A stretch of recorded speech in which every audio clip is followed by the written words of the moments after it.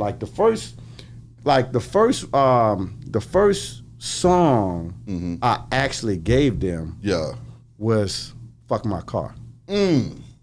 Fucking my car, and I didn't know what they was gonna put to that. Like, you know what I'm saying? I'm very interested because I think I was working on something else at the time, and it would kind of put the album together. Yeah. And when they sent it back, I said, oh man, you know what I'm saying?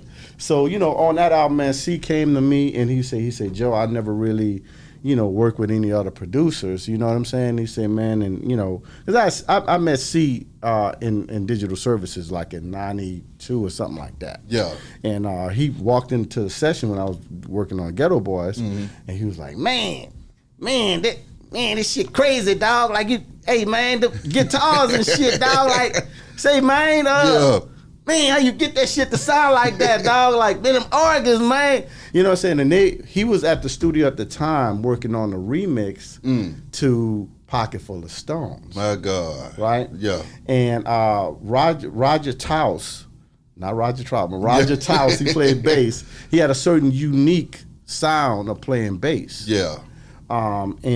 So he was playing on a lot of my production, and C was like, man, can I use him for? I was like, man, yeah, go ahead, use him. Like, super dope. Yeah. So he created that bass sound of boom, boom with the chord structures on the bass. Yeah. You know what I'm saying? Damn. And like I hadn't even heard the original, but when I heard that, I was like, oh yeah. I said, boy, that's the one there. You know what I'm saying? But yeah, man, that whole album, the Riding Dirty album, man, from High Life. That's what I was gonna ask you about. That's really what I was been waiting on. That damn High Life. That's another one of those songs right there. So now you got Murder where they just snapping. High Life is lyrical, but it's also poetic at the same time, man. When they laid down those verses to High Life. Well, first break down the track and then tell me about the recording. Well, okay, so that was done. That track was done at my studio, partially at my studio and at my house. Man, I need to have I should have pulled a song up. But like the bass line, I played the bass. Yeah, I actually played everything on that record. Played everything on that record, and played it for C. Yeah. And C put his, he had his input in it. And man, when he was like, Joe, watch this. He come with it right off the bat. I was like, oh, that's dope, right? Because the part I'm singing in the background is the that's me singing the stuff in the back. Wait a minute, Joe, I didn't know you was in there harmonizing that the whole time. That was your soul. That was your soul on that track. Yeah. It was me and it's a guy named JoJo. Yeah. That I was bringing up as a producer as well, but he could really sing. Yeah. You know what I'm saying? And like there was actually me and him on the backing vocal. Bro, like, C kind of sung the hook, like, he sung the main hook. He was like, man, I'm thinking about, I'm get somebody, I just want to lay it down. I said, no, sir, you will sing this hook. You know what I'm saying? So I was in there like, stay on this note, stay on this note. Yeah. And he was like, man, Joe got me here singing, man.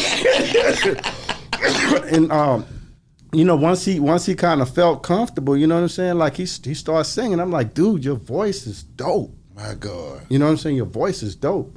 And he started. I was like, man, I need to sing on some more records. Exactly. So that the High Life record, man, and when they laid the lyrics to it. Come on now. Bro, it was so touching to me because I'm like, what did it, this is a hook, but what are they gonna say in it? Yeah. You know what I'm saying? It was just so much substance in the song. Like, you know what I'm saying? I was just like, wow, like it put me in the daze, just like the Scarface, you know what I'm saying? It put me in the daze, man. It was like I was dreaming throughout all of this stuff, like, What is it like holding on to that music before it gets released, knowing that when this shit touches the streets, it's about to set shit on fire? You know what? We knew we had great records, But we never thought about like, man, when this hit the streets, this gonna be fire. You know what I'm saying? It's like, you know, me and C was like, man, I hope they feel the same way we feel about the record. Damn. You know what I'm saying? Because we think it's jamming, but we never had any expectations of, you know, of it just being a classic. And I remember going to the barbershop when that record came out. Yeah. And you know, I never told anybody I produced the record. Yeah. You know what I'm saying? And it was like, man, you heard the new UGK record or whatever? And I hear him in the barbershop. And you know, guys like, cause they didn't really put any they didn't put no promotion behind this record. None. No magazine ad, no TV. They just dropped the record. Right? So people in the barbershop, the hood is the, you know what I'm saying? That's the determining factor. Yeah. And a lot of people hadn't heard it. But how I knew it was gonna be something is every time I went to the barbershop, now, again, they didn't even know I had anything to do with the record. I keep my mouth shut. Yeah. They would come in and, man, did you hear that? Oh yeah, I didn't even know it was out, nigga. I got it. Da da da. And it was just snowballed. Like, you know what I'm saying? Everybody's like, oh man, that record until this day, they still don't know that I was, you know what I'm saying, involved in a record like that.